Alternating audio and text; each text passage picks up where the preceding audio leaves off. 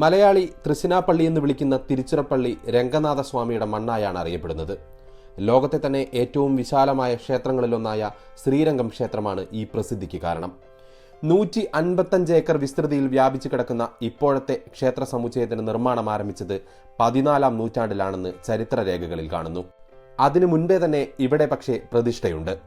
നിത്യപൂജയുള്ള ക്ഷേത്രങ്ങളിൽ വെച്ച് ലോകത്തിലെ ഏറ്റവും വലിയ ക്ഷേത്രമാണ് രംഗനാഥ ക്ഷേത്രം. രംഗനാഥ ക്ഷേത്രത്തിന്റെ വിശേഷങ്ങളിലൂടെയാണ് ഈ വീഡിയോ. ഉത്തരേന്ത്യയിൽ നിന്നുള്ള സുൽത്താൻമാരുടെ പടയോട്ടത്തിൽ മിക്കവാറും നാശോന്മുഖമായ ക്ഷേത്രം പിന്നീട് പുനർനിർമ്മിക്കുകയായിരുന്നു. 3 പതിറ്റാണ്ട് നീണ്ടുനിന്നു ഈ നിർമ്മാണ പ്രവർത്തനങ്ങൾ. പിന്നീടും വിവിധ ദേശങ്ങളിൽ നിന്നുള്ള പടയോട്ടങ്ങളിൽ ആക്രമിക്കപ്പെട്ടെങ്കിലും കാലത്തെയും പ്രകൃതി ദുരന്തങ്ങളെയും അതിജീവിച്ച ഈ വൈഷ്ണവ ആരാധനാലയം വലിയ പോറലേൽക്കാതെ നിലകൊണ്ടു. ഒരു കാലത്ത് തമിഴകം ഉൾപ്പെടെയുള്ള ദക്ഷിണേന്ത്യയിൽ വലിയ പ്രചാരം നേടിയിരുന്ന വൈഷ്ണവ വിശ്വാസത്തിന്റെ ആസ്ഥാന കേന്ദ്രമായിരുന്നു ഈ ക്ഷേത്രം. ഇന്നും ആയിരക്കണക്കിന് ഭക്തരും രാജ്യത്തിനകത്തും പുറത്തും നിന്നുള്ള സഞ്ചാരികളും ദിനം പ്രതി ഇവിടെ എത്തുന്നു. നിങ്ങൾ വിശ്വാസിയാണെങ്കിലും അല്ലെങ്കിലും ഒരു തവണയെങ്കിലും ഇവിടെ വരെ ചെല്ലണം. കാരണം വിശിഷ്ടമായ വാസ്തുശില്പ ചാരുതയും അതിശയിപ്പിക്കുന്ന കൊത്തുപണികളും കൊണ്ട് സമ്പന്നമാണ് ഈ ക്ഷേത്ര സമുച്ചയം. തിരുച്ചിറപ്പള്ളി നഗരത്തിൽ നിന്ന് 10 കിലോമീറ്റർ വടക്ക് കാവേരി നദിയുടെ 2 കൈവഴികളാൽ ചുറ്റപ്പെട്ട് ഒരു ദ്വീപ് പോലെ നിലകൊള്ളുന്ന ശ്രീരംഗം പട്ടണത്തിലാണ് ക്ഷേത്രം നിലകൊള്ളുന്നത്. വിഷ്ണുനാമങ്ങളാൽ മുഖരിതമാണ് ശ്രീരംഗത്തിന്റെ പരിസരം മുഴുവനും. ക്ഷേത്രവളപ്പിന് ചുറ്റുമായി 7 കവാടങ്ങളാണുള്ളത്. നിറയെ കൊത്തുപണികൾ ചെയ്ത അതിമനോഹരങ്ങളായ ഗോപുരങ്ങളോടുകൂടിയ കവാടങ്ങളാണിവ. സാധാരണ ക്ഷേത്രങ്ങളിലെ പ്രധാന കവാടം കിഴക്കുഭാഗത്താണ് ഉണ്ടാവുക. പക്ഷേ ഈ ക്ഷേത്രത്തിൽ അത് തെക്കുഭാഗത്താണ്. പ്രധാന കവാടം തെക്കുഭാഗത്ത് നിർമ്മിക്കപ്പെട്ടതുമായി ബന്ധപ്പെട്ടും ഒരു ഐതിഹ്യമുണ്ട്. ഈ ക്ഷേത്രത്തിന്റെ ശ്രീകോവിൽ സമുദ്രത്തിൽ നിന്ന് ഉയർന്നു വന്നതാണെന്നും അവിടെ പൂജ നടത്തുന്നതിനായി ബ്രഹ്മാവ് സൂര്യഭഗവാനെ നിയോഗിച്ചുവെന്നും വിശ്വസിക്കപ്പെടുന്നു.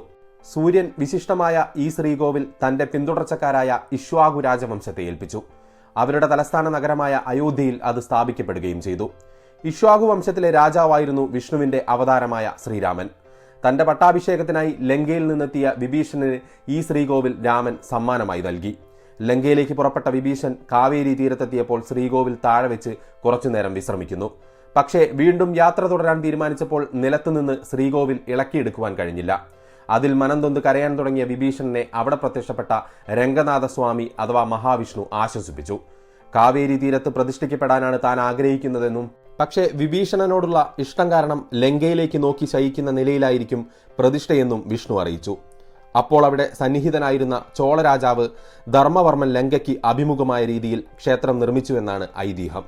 മഹാവിഷ്ണുവുമായി ബന്ധപ്പെട്ട് വൈഷ്ണവ കവികളുടെയും ഉപദേവന്മാരുടെയും സന്യാസിമാരുടേതുമെല്ലാമായി 50-ലധികം ശ്രീകോവിലുകൾ ഇവിടെയുണ്ട്.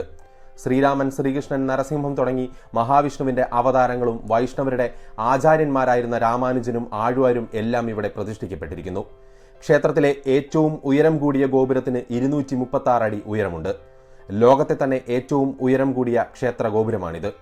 ക്ഷേത്രവളപ്പിനുള്ളിലെ ടെറസിൽ കയറി നിന്നാൽ ഗോപുരങ്ങളുടെയും മണ്ഡപങ്ങളുടെയും വിഹക വീക്ഷണം സാധ്യമാണ്.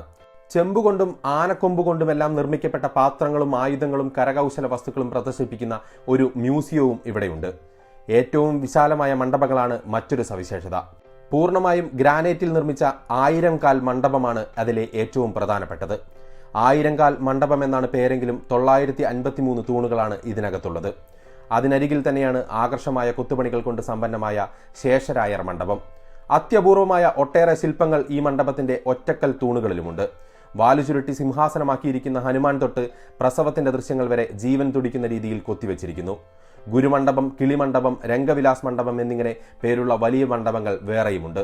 ശ്രീകോവിലുകൾക്കും മണ്ഡപങ്ങൾക്കും പുറമെ 17 വലിയ ഗോപുരങ്ങളും ഉപദേവന്മാരുടെ 50-ലധികം ശ്രീകോവിലുകളും 9 കുളങ്ങളുമുള്ള ഈ ക്ഷേത്രവളപ്പിനുള്ളിൽ ഒരു ഓട്ടപ്രദക്ഷിണം നടത്തി കാഴ്ചകൾ കണ്ടുവരാൻ 3-4 മണിക്കൂറുകൾ നമ്മൾ ചെലവഴിക്കേണ്ടതായിട്ട് വരുന്നു.